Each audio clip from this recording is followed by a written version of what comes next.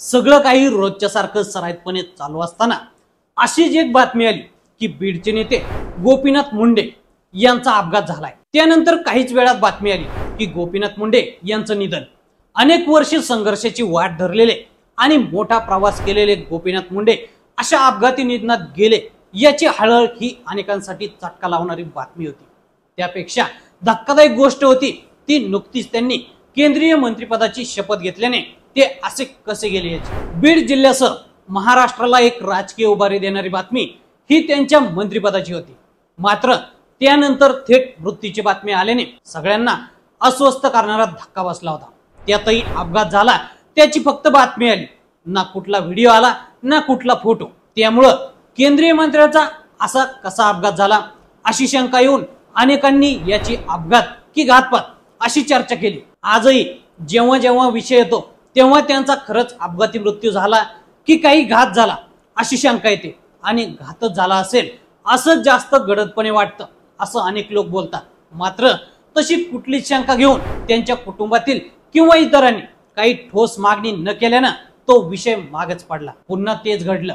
मध्यरात्रीच मुंबई महामार्गावर अपघात झाला आणि त्यातच बीडचे नेते विनायक मेटे गेल्याची बातमी आली।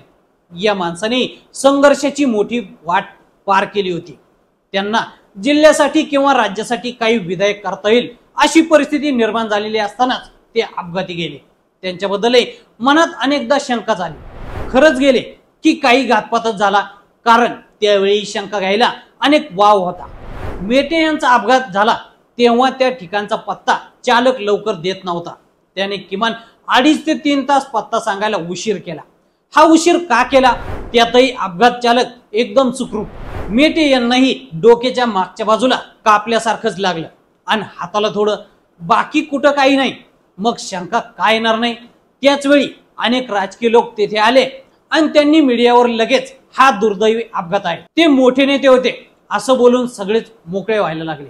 मात्र मेटे यांच्या सामान्य कार्यकर्त्याला शंका आली, तो तशा पद्धतीने बोलू लागला। त्यामुळं हे सगळं घडल्यानंतर त्याची पुढे सखोल चौकशी होईल असं वाटलं असताना तसं काही घडलं नाही। त्यांच्या पत्नी नोकरी सोडून राजकारणात आल्या। मग चौकशीची कोणी मागणी करायची हाच प्रश्न निर्माण झाला, कारण कुटुंबातल्या माणसाने विषय लावून धरला तर लोक सोबत उभा राहिले असते, पण त्यांनी पुढचा रस्ता धरल्यानं लोक कुठल्या रस्त्याने जाणार, त्यामुळे त्यांचा विषय असाच मागे पडला। नुकतीच अशी दुःखद बातमी समोर आली।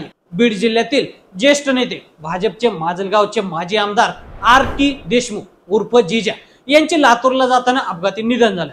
दुपारी प्रवासादरम्यान लातूर तुळजापूर सोलापूर रस्त्यावरील बेलकुंड जिल्हा धाराशिव गावाजवळ भीषण अपघात झाला। या अपघातात त्यांचा दुर्दैवी मृत्यू झाला। मात्र हा अपघातच आहे याचे फोटो व्हिडिओ समोर आले आणि गाडी स्लिप झाल्याचं स्पष्ट दिसतंय। हा अपघात इतका भयानक होता की गाडीचा चेंदामेंदा झाल्याचं फोटोत पाहायला मिळते। मात्र जिजा नावानं ओळखले जाणारे RT संयम ठेवून आणि धोरणीपणानं पुढे जाणारे नेते होते। ते वैद्यनाथ कारखान्यात सुरुवातीपासूनच संचालक म्हणून कार्यरत होते। त्याचबरोबर जिल्हा परिषद सदस्य, विविध संस्थांचे पदाधिकारी तसेच भाजपचे अनेक वर्षे जिल्हाध्यक्ष म्हणून त्यांची कारकीर्द उल्लेखनीय ठरली।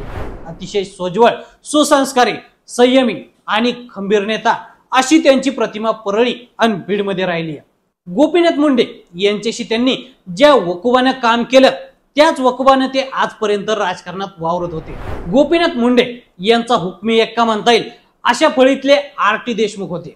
मधल्या काळात तब्येतीच्या काही तक्रारी आल्यानं ते थोडे राजकीय पटलातून बाहेर असल्यासारखं वाटलं होतं। मात्र आता ते पुन्हा सक्रिय झाले होते, पण नियतीनं घाला घातलाच आणि त्यांना कवेत घेतलं। माजलगाव आणि बीड जिल्ह्यासाठी मोठी तळमळ असलेला नेता अपघाती निधनानं गेला हे दुःखदायक आणि वेदनादायी आहे। मात्र बीड जिल्ह्यातील हे मातबर नेते अपघाताने गेल्याने जिल्ह्याचं जे नुकसान झाले ते अधिक दुःखदायक आहे। त्यातही मुंडे आणि मेटे यांच्या अपघाती निधनाचं आजही गुढ कायम आहे। तर मंडळी, बीड जिल्हा आणि नेत्यांच्या अपघाती निधनाबद्दल तुम्हाला काय वाटतं आम्हाला कमेंट करून नक्की सांगा आणि असेच नवनवीन माहितीपूर्ण व्हिडिओ पाहण्यासाठी लेट्स अप मराठी फॉलो करा। सोशल मीडियाच्या भाऊ गर्दीत विश्वासार्हतेने चकाकणारे नाव म्हणजे लेट्स अप मराठी। नाही, सगळ्या नागरिकांना ती स्पीच ती right लेट्सअप आहे. वरील मुलाखती म्हणजे विचारांचा खजिना. त्यानंतरच्या निवडणुकीमध्ये मला सोडून गेले. बातम्या केवळ वस्तुस्थिती सांगणाऱ्या, न प्रोपोगंडा, फक्त जनतेचा अजेंडा. क्योंकि आने वाला कल जाने वाला है, जाने वाला कल आने वाला है. राजकारण, मनोरंजन असो की क्रीडा क्षेत्र, महाराष्ट्राची स्पंदने संवेदनशीलतेने टिपणारे माध्यम म्हणजे लेट्सअप मराठी. जगासोबत एक पाऊल पुढे राहण्यासाठी लेट्सअपचे ॲप, सोशल मीडिया आणि वेबसाईट सोबत कनेक्टेड रहा.